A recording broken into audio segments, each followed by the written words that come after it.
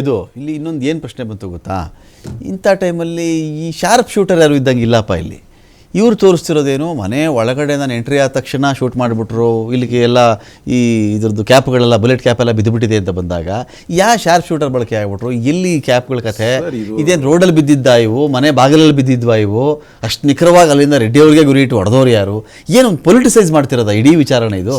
ಪ್ರತಿಯೊಬ್ಬರಿಗೂ ಒಂದು ಅವಕಾಶ ಇದೆ ರೀ ಇದರಲ್ಲಿ. ನನ್ನ ಮೇಲೆ ಕಲ್ಲು ಹೊಡೆದ ಒಬ್ಬ, ನೋಡಿ ನಮ್ಮ ಗುಂಡು ಕ್ಯಾಪ್ ಬಿದ್ದುಬಿಟ್ಟಿದೆ, ಇಲ್ಲಿ ನನಗೆ ಶೂಟ್ ಮಾಡಿದ ಅಂತ ಒಬ್ಬ, ನೋಡಿ ಅಲ್ಲಿ ಒಬ್ಬನ ಸಾಯಿಸೇ ಬಿಟ್ರು ಅಂತ ಇವರು. ಪ್ರತಿಯೊಬ್ಬನಿಗೂ ರಾಜಕೀಯ ಮಾಡೋಕ್ಕೆ ಈ ಇಶ್ಯೂನಲ್ಲಿ ಒಂದು ಅವಕಾಶ ಸಿಕ್ಬಿಡ್ತಾ ಸರ್? ಇದು ಶಾರ್ಪ್ ಶೂಟರ್ ಅಂತಲ್ಲ ಸರ್, ಇದು ಪೊಲಿಟಿಕಲ್ ಶೂಟರ್ಸ್ ಇದೆಲ್ಲ. ಓಕೆ, ಪೊಲಿಟಿಕಲ್ ಶೂಟರ್ಸ್ ಅಂದ್ರೆ ಯಾರು ಆಡಳಿತ ಇದ್ದಾರೋ ಅವರಂತದ್ದು ಸರ್. ಈಗ ನಾನು ಆಗ್ಲೇ ಹೇಳಿದೆ, ಕ್ರೌಡ್ ಇನ್ಸ್ಟಿಗೇಟ್ ಮಾಡಿದ್ಯಾರು ಫಸ್ಟ್, ಮತ್ತೆ ತೆರವುಗೊಳಿಸಿದ ಬ್ಯಾನರ್ ನ ಮತ್ತೆ ಬಂದು ಕಟ್ಟಿಸಿ ಚೇರ್ ಹಾಕೊಂಡು ಕಚ್ಚಿದಂತದ್ದು ಯಾರು? ಈಗ ನನ್ನ ಕ್ವಶನ್ ಕೇಳ್ಬಿಡ್ತೀನಿ. ಈಗ ಅವ್ರ ಮನೆ ಮುಂದೆ ಕಟ್ಟಿದ್ರ, ಸರ್ಕಲಲ್ಲಿ ಕಟ್ಟಿದ್ರ, ರೋಡಲ್ಲಿ ಕಟ್ಟಿದ್ರ ಅಂತ 3 ಪ್ರಶ್ನೆ ಬಂತು. ಪ್ರಶ್ನೆ ಏನು, ಅದನ್ನು ಅವ್ರು ಒಪ್ಕೊಂಡ್ರು. ಚೇರ್ ಹಾಕೊಂಡು ಬಂದು ಕಟ್ಟಿಸಿದ್ದು ಅವರು ಅದನ್ನು ಒಪ್ಕೊಂಡ್ರು. ಬಳ್ಳಾರಿ ಬೆಂಕಿ ಹಚ್ಚಿಬಿಡ್ತೀನಿ, ಆ ಸ್ಟೇಟ್ಮೆಂಟ್ ಅವ್ರ ಕಡೆಯಿಂದ ಬರಬಾರ್ದಾಗಿತ್ತು ಅಂತ ನಟರಾಜ್ ಗೌಡರು ಹೇಳಿದ್ರು. ಆಯ್ತು, 2 ವಿಷಯ. 3ನೇ ವಿಷಯ, ಒಂದು ವೇಳೆ ಕಟ್ಟಿಬಿಟ್ಟಿದ್ರೆ ಮನೆ ಬಾಗಿಲಿಗೆ ಬಂದು ಕಟ್ಟಿದ್ರ, ಗೇಟಿಗೆ ಬಂದು ಕಟ್ಟಿದ್ರ, ಅಥವಾ ಕಾಂಪೌಂಡ್ ಕಟ್ಟಿದ್ರ, ರೋಡ್ ಕಟ್ಟಿದಾಗ, ಗಣೇಶನ ಉತ್ಸವಕ್ಕೂ ಕಟ್ತಾರೆ, ಹಬ್ಬಗಳು ಬಂದಾಗ ಕಟ್ತಾರೆ, ಯಾರಿಗೋ ಸ್ವಾಗತ ಮಾಡಬೇಕಾದಾಗ ಕಟ್ತಾರೆ, ಪರ್ಮಿಷನ್ ಇದ್ರೂ ಕಟ್ತಾರೆ, ಇಲ್ದಿದ್ರು ಕಟ್ತಾರೆ, ಆಮೇಲೆ ತೆರವುಗೊಳಿಸೋ ಕೆಲಸ ಆಗುತ್ತೆ. ಇದಕ್ಕೆ ಇಷ್ಟು ಒಂದು ರೀತಿಯಲ್ಲಿ ಪ್ರವೋಕ್ ಆಗಬೇಕಾಗಿತ್ತಾ? ಇಡೀ ವಿಚಾರ ತಿಳಿಗೊಳಿಸೋಕ್ಕೆ ಮಾಜಿ ಮಿನಿಸ್ಟರ್ಗಳಾಗಿದ್ದಂಥ ಒಂದು ಅವಕಾಶ ಇರಲಿಲ್ವಾ ಸರ್? ಈಗ ಗೂಂಡಾ ರೀತಿಗೆ ಸಾವಿರಾರು ಜನನ ಕರ್ಕೊಂಡ್ಬಂದು ಪ್ರವೋಕ್ ಮಾಡಿ ಗಲಾಟೆ ಮಾಡಿದ್ ಯಾರು ಅಂತ ಅಂದ್ಬಿಟ್ಟು ತಾವೇ ಮಾಧ್ಯಮದಲ್ಲಿ ಹೇಳಿದ್ರಲ್ಲ ಸರ್. ಅದಲ್ಲಿ ಮಾಧ್ಯಮದಲ್ಲಿ ಹೇಳಿಬೇಕಾದ್ರೆ ಯಾರು ಇನ್ಸ್ಟಿಗೇಟ್ ಮಾಡಿದ್? ಹಾಗಾದ್ರೆ ಅಲ್ಲಿನ ಜವಾಬ್ದಾರಿ ಶಾಸಕರಿಗೆ ಜವಾಬ್ದಾರಿ ಇಲ್ವಾ? ಅಲ್ಲ, ಆ ಇಡೀ ರಸ್ತೆಯಲ್ಲಿ ಎಲ್ಲಿ ಕಟ್ಟಿದ್ರು ಯಾರಿಗೂ ಸಮಸ್ಯೆ ಆಗಿಲ್ಲ. ರೆಡ್ಡಿ ಅವ್ರ ಮನೆ ಬಳಿ ರಸ್ತೆ ಕಟ್ಟಿದಾಗ ಮಾತ್ರ ಯಾಕೆ ಪ್ರಾಬ್ಲಮ್ ಆಯ್ತು ಅಂತ ಕೇಳ್ತಾರೆ. ಉದ್ದಕ್ಕೂ ಕಟ್ಟಿಲ್ವಾ? ರೆಡ್ಡಿ ಅವ್ರ ಮನೆ ಮುಂದೆ ಮಾತ್ರ ಬ್ಯಾನರ್ ಕಟ್ಟಿಲ್ವಾ? ಉದ್ದಕ್ಕೆ ಎಷ್ಟೊಂದು ಜನ ಇದಾರಪ್ಪ, ಎಷ್ಟೊಂದು ಅಂಗಡಿಗಳು ಬರ್ತವೆ, ಬೇರೆ ಬೇರೆ ಮನೆಯವ್ರು ಬರಬಹುದು, ಅಲ್ಲೂ ಸಮಸ್ಯೆ ಆಗಿದೆ. ರೆಡ್ಡಿ ಮನೆ ಮುಂದೆ ಬಂದಾಗ ಮಾತ್ರ ಸಮಸ್ಯೆ ಆಗ್ಬಿಡ್ತಾರೆ. ಸಾರ್ವಜನಿಕ ರಸ್ತೆಯಲ್ಲಿ ಕಟ್ಟಿದ್ರೆ ಯಾವ್ದು ತೊಂದರೆ ಇಲ್ಲ ಸರ್. ಅದರಲ್ಲಿ ಬೇಕು ಅಂತ ನಿಮ್ ಮನೆ ಮುಂದೆ ಬಂದು ಕಟ್ಟದಂತ ತೊಂದರೆ. ಅದಲ್ಲಿ ಅದು ಮನವಿ ಮಾಡಿಕೊಂಡ್ರು ಕೂಡ ಕಟ್ಟಬೇಡಿ, ಮನವಿ ಮಾಡಿಕೊಂಡ್ರು ಬೇರೆ ಕಡೆ ಕಟ್ಟಿ, ಇದು ಪೊಲಿಟಿಕಲಿ ಬೇಡ ಇದರಲ್ಲಿ ಅಂತ ಹೇಳಿದ್ರು ಕೂಡ ಅದನ್ನ ಬಲವಂತವಾಗಿ ಕಟ್ಟಿಸುವಂತದ್ದು ಇದೆಯಲ್ಲ, ಬಲವಂತವಾಗಿ ಕಟ್ಟಿಸೋದು ಅಂತಂದ್ರೆ ಅದೊಂದು ರೀತಿಗೆ ಆಕ್ಷನ್ ರಿಯಾಕ್ಷನ್ ಆಗೇ ಆಗುತ್ತೆ. ಅವ್ರೇನ್ ಆಕ್ಷನ್ಸ್ ಆಗಿದೆ, 2 ಕಾರ್ಯಕರ್ತರು ಸಂಘರ್ಷಣೆ ಆಗಿದೆ.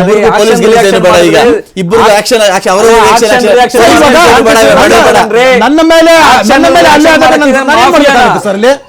ಅಲ್ಲೇ ಮಾಡ್ಬೇಕಾದ್ರೆ ನಾನು ಸ್ವಯಂ ರಕ್ಷಣೆ ಮಾಡ್ಕೋಬೇಕಲ್ವಾ? ಸ್ವಯಂ ರಕ್ಷಣೆ ಮಾಡ್ಕೋಬೇಕು. ಸರ್ಕಾರ ನನ್ನ ಜೊತೆ ಇಲ್ಲ ಅಂದ್ರೆ ಏನ್ ಮಾಡ್ಬೇಕಾಗುತ್ತೆ? ಕಲ್ಗಳು ಎತ್ಕೊಂಡ್ಬಿಟ್ರಿ ನೀವು, ಅವಾಗ ಕಲ್ಲು ಎತ್ಕೊಂಡು ಹೊಡಿತಾ ಇರ್ಬೇಕು, ರಕ್ಷಣೆ ಮಾಡ್ಬೇಕಲ್ಲ. ಕಲ್ಲು ಹೊಡೆದಿದ್ದು ಯಾರಂತದ್ದು? ನೀವು ವಾಲ್ಮೀಕಿ ಬಂತ ಶೀಲ್ಡ್ ಪ್ರತಿಷ್ಠಾನದ ಬ್ಯಾನರ್ ಅಷ್ಟೇ ಸುಡ್ತೀನಿ ಅಂತ ಹೇಳಿದವ್ರು ಯಾರು? ಖಂಡಿಸ್ಬೇಕ್ರಿ ಅದನ್ನ. ನೀವು ಯಾಕೆ ಫಸ್ಟ್ ಕೈ ಮಾಡಿದ್ರಿ ಅದು ಹೇಳಿ. ಬ್ಯಾನರ್ ಕಟ್ಟಿದ ಕಾರ್ಯಕರ್ತರಿಗೆ ಯಾಕೆ ಕೈ ಮಾಡಿದ್ರಿ ಹೇಳಿ. ಯಾಕಂದ್ರೆ ಜನಾರ್ದನ್ ರೆಡ್ಡಿಯ ಬೆಂಬಲಿಗರು ಅಲ್ಲಿ ಬ್ಯಾನರ್ ಕಟ್ಟಿದ ಕಾರ್ಯಕರ್ತರಿಗೆ ಯಾಕೆ ಹಲ್ಲೆ ಮಾಡಿದ್ರು? ಫಸ್ಟ್ ಹಲ್ಲೆ ಮಾಡಕ್ಕೆ ಯಾರು ಅಧಿಕಾರ ಕೊಟ್ಟಿದ್ದು? ಗೌಡ್ರೆ, ಮೊದಲೇ ಬ್ಯಾನರ್ ಕಟ್ಟಕ್ ಮುಂಚೆನೆ ರೆಡ್ಡಿ ಅವರು ಬೆಂಬಲಿಗರ ಮೇಲೆ ಇವರು ಕಲ್ಲು ಹೊಡೆದ್ಬಿಟ್ಟು ಬ್ಯಾನರ್ ಕಟ್ಟಿದ್ರ, ಕಟ್ಟಬೇಕಾದಾಗ ಅವ್ರು ಬಂದು ಗಲಾಟೆ ಮಾಡಿದ್ರ ಅಂತ. ಕಟ್ಟಬೇಕಾದ್ರೆ 2ನೇ ಬಾರಿ ಕಟ್ಟಬೇಕಾದ್ರೆ ಕಿದಾಕಿದ್ದಾರೆ. ಇವ್ರು ಮತ್ತೆ ಬಂದು ಕಟ್ಟಿದ್ದಾರೆ. ಅವ್ರ ಕಾಂಪೌಂಡ್ ಕಟ್ಟಿಲ್ಲ, ಅವ್ರ ಮನೆ ಗೇಟ್ ಕಟ್ಟಿಲ್ಲ, ಕಟ್ಟಿದ್ದಾರೆ. ಲೈಟ್ ಕಂಬ, ರಸ್ತೆ ನೋಡ್ಕೊಂಡು ಕಟ್ಟಿದ್ದಾರೆ. ನಿಮ್ಮ ಮನೆಗೆ ಹೋಗೋ ದಾರಿ ನಿಜ, ಹಂಗಂದ ತಕ್ಷಣ ನಿಮ್ಮ ಮನೆಗೆ ಹೋಗೋ ದಾರಿ ಎಲ್ಲ ನಿಮ್ದೇ ಅಲ್ಲ. ಬಳ್ಳಾರಿ ರಿಪಬ್ಲಿಕ್ ಬಳ್ಳಾರಿ ಅಲ್ಲ, ಇವಾಗ ಜನಸಾಮಾನ್ಯರ ಬಳ್ಳಾರಿ. ಅದು ಜನಸಾಮಾನ್ಯರ ಬಳ್ಳಾರಿ. ಜನಸಾಮಾನ್ಯರಿಗೆ ವಾಲ್ಮೀಕಿ ಪ್ರತಿಷ್ಠಾಪನೆ ಮಾಡ್ಲಿಕ್ಕೆ ಅಧಿಕಾರ ಇದೆ. ನಿಮ್ಗೆ ಆ ರೀತಿ ಅಸೂಯೆ ಇದ್ರೆ, ನೋಡ್ಬೋದು, ಸಹನೆ ಇಲ್ಲ ಅಂದ್ರೆ ನೀವು ಅಲ್ಲಿಂದ ಬಿಟ್ಬಿಟ್ಟು ಮನೆ ಬಿಟ್ಟು ಹೋಗ್ಬೋದು, ತೊಂದರೆ ಇಲ್ಲ. ನೀವು ಮನೇಲಿ ಬಾಕ್ಲಾಕೊಂಡು ಇರ್ಬೋದು. ಅಂದ್ರೆ ಬ್ಯಾನರ್ ಕಿತ್ತಾಕ ಅವ್ರು ಮತ್ತೆ ಕಟ್ಟಿದ್ರೆ ನೀವು ಬಂದು ಅವ್ರು ಅಲ್ಲೇ ಮಾಡೋದು ಯಾವುದೇ ರೀತಿಯ ಕಾನೂನು, ಅದೇ ನಿಮಗೆ ಉಲ್ಲಂಘನೆ, ನೀವೇ ಪ್ರಚೋದನೆ ಮಾಡೋದು. ನೀವು ಅವ್ರು ಮಾಡಿದ್ರು ಅಂತ ನೀವು ಮಾಡ್ಬಿಟ್ರಿ, ತಪ್ಪು. ನಾ ಅದೇ ಅಲ್ಲ, ನಮ್ಮವ್ರು ಹೋಗಿ ಕೂಡ ಇಲ್ಲ ನೀವು ಗಲಾಟೆ ಮಾಡ್ತಾರೆ, ಒಲೆ ತಿಂದವ್ರು ಏನ್ ಮಾಡಿದ್ರು, ಇವರು ಮತ್ತೆ ಗಲಾಟೆ ಮಾಡಕ್ ಹೋದ್ರು. ಮಾಡಬಾರ್ದಿತ್ತು, ಪೊಲೀಸ್ ಕಂಪ್ಲೇಂಟ್ ಕೊಡ್ಬೇಕಾಗಿತ್ತು. ಈ ಕಾರ್ಯಕರ್ತರು ಕೂಡ ಮತ್ತೆ ಹೋಗಿದ್ರು. ಹಂಗಂತ ಹೇಳಿ ಈ ರೀತಿ ಉದ್ವಿಗ್ನ ಆಗ್ಲಿಕ್ಕೆ ಯಾರು ಕಾರಣರು? ಜನಾರ್ದನ್ ರೆಡ್ಡಿ ಕಾರಣ. ಜನಾರ್ದನ್ ರೆಡ್ಡಿ ಕಾರಣ. ಒಂದ್ ನಿಮಿಷ ನಟರಾಜ್ ಗೌಡ್ರೆ, ಭರತ್ ರೆಡ್ಡಿ ಆಪ್ತನ ಬಾಡಿಗಾರ್ಡ್ ನಿಂದ ಫೈರಿಂಗ್. ಇಲ್ಲಿ ಭರತ್ ರೆಡ್ಡಿಗೆ ಯಾರು ಹೊಡೆಯಕ್ಕೆ ಬಂದಿಲ್ಲ, ಯಾರು ನೇರವಾಗಿ ಟಾರ್ಗೆಟ್ ಮಾಡಿಲ್ಲದೆ ಇದ್ದಾಗ ಒಂಥರ ತುಂಬಾ ದುಡುಕು ಬಿಟ್ಟು ಇಲ್ಲಿ ಗನ್ಗೆ ಕೆಲಸ ಕೊಟ್ಬಿಟ್ರ ಇಲ್ಲಿ ಕೆಲವರು ಅಂತ. ತುಂಬಾ 8 ರೌಂಡ್ ಫೈರಿಂಗ್ ಆಗಿರೋದು, 8 ಸುತ್ತುಗಳು ಫೈರಿಂಗ್ ಆಗಿರೋದು. ಅಷ್ಟು ಅವಶ್ಯಕತೆ ಇದೆಯಾ? ಟಿಯರ್ ಗ್ಯಾಸ್ ಗನ್ ಅಂತ ಹೇಳ್ತಾ ಇದಾರೆ ಒಂದ್ ಕಡೆ SP. ಟಿಯರ್ ಗ್ಯಾಸ್ ಗನ್ ಅಂತ ಹೇಳ್ತಾರೆ, ಟಿಯರ್ ಗ್ಯಾಸ್ ಕೂಡ ಅಲ್ಲ ಆಗಿಲ್ಲ.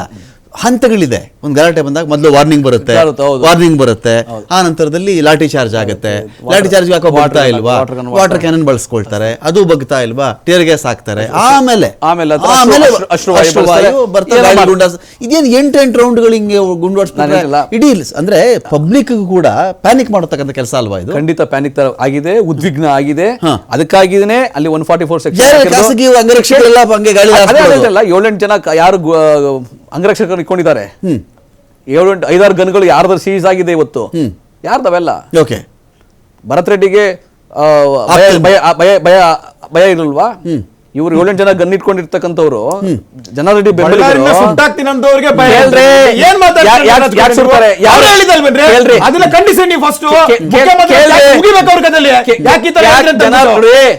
ಅವ್ರಿಗೂ ಹೇಳ್ತಾರೆ, ಯಾಕಂದ್ರೆ ಇದೆಲ್ಲ ಕಾರಣ, ಮೂಲ ಕಾರಣ ಜನಾರ್ದನ್ ರೆಡ್ಡಿ ಪ್ರಚೋದನೆ ಒಳಗಾಗಬಾರ್ದು, ಭರತ್ ರೆಡ್ಡಿ ಪ್ರಚೋದನೆ ಒಳಗಾಗಬಾರ್ದು. ಆದರೆ ಇವತ್ತು ಕೊಲೆ ಪ್ರಯತ್ನ, ಕೊಲೆ ಆಗಿದೆ. ಓಕೆ, ಕಾರ್ಯಕರ್ತನ ಕೊಲೆ ಆಗಿರೋದು ಜನಾರ್ದನ್ ರೆಡ್ಡಿ ಮತ್ತು ಬೆಂಬಲಿಗರಿಂದ. ಅವ್ರ ಮೇಲೆ ಕ್ರಮ ಆಗಬೇಕು, ಜನಾರ್ದನ್ ರೆಡ್ಡಿಯ ಬಂಧನ ಆಗಬೇಕು ಮುಖ್ಯ. ನೀವು ಅವ್ರನ್ನ ಮುಚ್ಚಾಕೊಳ್ಳೋಕೋಸ್ಕರ ಏನೋ ಹೇಳಿಕೆ ಹೇಳ್ಬಿಟ್ರು, ಹೇಳಿಕೆ ಹೇಳಿದ್ರು ಕೂಡ ಅದು ತಪ್ಪು. ಅದನ್ನೇ ನಾನು ಸಮಜಾಯಿಸಿ ಕೊಡ್ತಾ ಇಲ್ಲ. ಯಾವುದೇ ರೀತಿಯ ಪ್ರಚೋದನೆ ಒಳಗಾಗಬಾರದು ಶಾಸಕರಾದವರು, ಜನಪ್ರತಿನಿಧಿಗಳಾದವರು. ಆದರೆ ಜನಾರ್ದನ್ ರೆಡ್ಡಿ ಮಾಡ್ತಾ ಇರ್ತಕ್ಕಂಥ ಕಪಟತನ, ಕುತಂತ್ರ, ಅವ್ರ ರಾಜಕೀಯ ಅಸ್ತಿತ್ವಕ್ಕೆ ಅಲ್ಲಿ ಒಂದು ಪ್ರಾಣ ಎಣ ಬಿದ್ದಿದೆ ಇವತ್ತು. ಕಾಂಗ್ರೆಸ್ ಕಾರ್ಯಕರ್ತ ಎಣ ಬಿದ್ದಿದೆ. ಇದಕ್ಕೆ ಮೂಲ ಕಾರಣ ಜನಾರ್ದನ್ ರೆಡ್ಡಿ ಗಡಿಪಾರ್ ಆಗ್ಬೇಕು, ಮತ್ತೆ ಅರೆಸ್ಟ್ ಆಗ್ಬೇಕು. ಬಿಜೆಪಿ ಕಾರ್ಯಕರ್ತನ ಎಣ ಬಿದ್ದಿದ್ರೆ ಏನ್ ಮಾತಾಡ್ತಾ ಇದ್ರಿ ಗೌಡ್ರ ನೀವು ಅವತ್ತಿಗೆ? ಅವತ್ತು ಯಾರು ತಪ್ಪಿರ್ತದೆ? ಬಿಜೆಪಿ ಕಾರ್ಯಕರ್ತರು ಸತ್ರು ಕೂಡ ಮನುಷ್ಯ ಅಲ್ವಾ? ಅವತ್ತು ಕೂಡ ಅವ್ನ ಕಾರಣ ಯಾರದಕ್ಕೆ?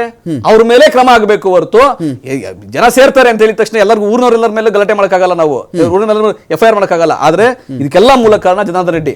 ಇಲ್ಲ ಚಿಕ್ಕಮಂಗ್ಳೂರು ಹಂಗೆ ಮಾಡಿದ್ರು. ಚಿಕ್ಕಮಂಗ್ಳೂರಿನಲ್ಲೂ ಕೂಡ CT ರವಿ ಬೆಂಬಲಿಗರು ಯಾರು ಈ ಮೂಲಭೂತವಾದಿಗಳಿರಲ್ಲ, ಅವ್ರು ಇದೇ ಕಾರಣಕ್ಕಾಗಿ ಒಬ್ಬನಿಗನ್ನ ಅಲ್ಲಿ ಪಂಚಾಯತ್ ಸದಸ್ಯ ಆಗಿದ್ದ, ಅವ್ನು ಮುಂದೆ ಜಿಲ್ಲಾ ಪಂಚಾಯತ್ ಹೋಗ್ತಾನೆ ಅಂತ ಹೇಳಿ ಅವನು ಕೂಡ ಬರ್ಬರವಾಗಿ ಹತ್ಯೆ ಮಾಡಿದ್ರು. ಇದು ಬಿಜೆಪಿ ಗುಂಡಾ ಸಂಸ್ಕೃತಿ ಬಂದಿದೆ. ಬಿಜೆಪಿ ಇವತ್ತು ಬಿಜೆಪಿ ಉಳಿದಿಲ್ಲ, ಒಂದು ಮಾಫಿಯಾ ರೀತಿ ಕೆಲಸ ಮಾಡ್ತಾ ಇದೆ.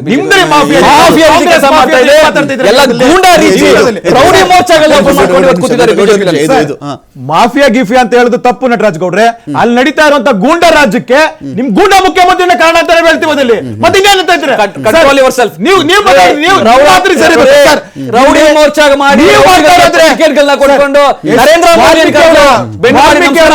Shelter ತಗೊಂತಾರಲ್ಲ sir ಇವರದಲ್ಲಿ. ಆ ವಾಲ್ಮೀಕಿ ದುಡ್ಡನ್ನ ಏನೇನ್ ಮಾಡಿದ್ರು ಸರ್ ರಾಜ್ಯದಲ್ಲಿ ಅಂತ ಜನಕ್ಕೆ ಗೊತ್ತಿಲ್ಲ ಸರ್. ಅಲ್ಲಿ 30,000 ಕೋಟಿಗಿಂತ ಹೆಚ್ಚಿನ ದುರುಪಯೋಗ ಮಾಡ್ಕೊಂಡು ತಾವು ವಾಲ್ಮೀಕಿ ಜಯಂತಿ ಮಾತಾಡ್ತಾ ಇದ್ದೀರಾ? ಭರತ್ ರೆಡ್ಡಿ ಅವ್ರನ್ನ ಅರೆಸ್ಟ್ ಮಾಡ್ಬೇಕು.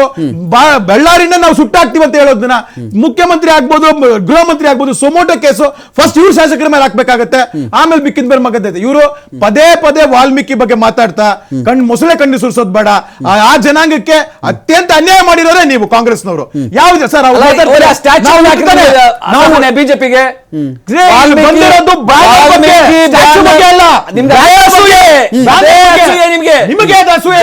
ಜನಾರ್ದನ್ ರೆಡ್ಡಿಗೆ ಕಾಂಗ್ರೆಸ್ನ ಶಾಸಕರು, ಕಾಂಗ್ರೆಸ್ನ ಯಾರು ವಾಲ್ಮೀಕಿ ಪ್ರತಿಮೆ ಅದಕ್ಕಾಗಿ ನೀವು ಆತರ ಮಾಡಿರೋದು ಸರ್. ಅವ್ರ ಪತ್ರಿಕಾಗೋಷ್ಠಿಯಲ್ಲಿ ಯಾರು ಹುಟ್ಟಿನಿಂದ ಶ್ರೀಮಂತ, ಯಾರು ಶ್ರೀ ಇದಂತ ಅದೆಲ್ಲ ಬಂತಲ್ಲ ಸರ್. ಅದೆಲ್ಲ ಅದ್ಯಾಕೆ ಬಂತು? ನಾನು ಹೇಳ್ತಾ ಇರೋದು ನಾನ್ ಅಥವಾ ಸ್ವಪ್ನದಿಷ್ಟೇ ಅದು ಹೇಳ್ತಾ ಇರೋದಂಥದ್ದು. ಸ್ವಪ್ನದಿಷ್ಟೇ I am big and I am the controlling ಅಂತ ಹೇಳ್ತಾ ಇರುವಂತದ್ದು, ಅವ್ರು ಮಾತಾಡ್ತಾ ಇರುವಂತದ್ದು. ಸೊ ಇಲ್ಲಿ ಇರಬೇಕಾದಾಗ ನಾನು ನಂದೇ ಇಲ್ಲೇ ನಡಿಬೇಕು ಅನ್ನೋದು ಅಯ್ಯ ದೊಡ್ಡ ಕಾರಣ ಸರ್.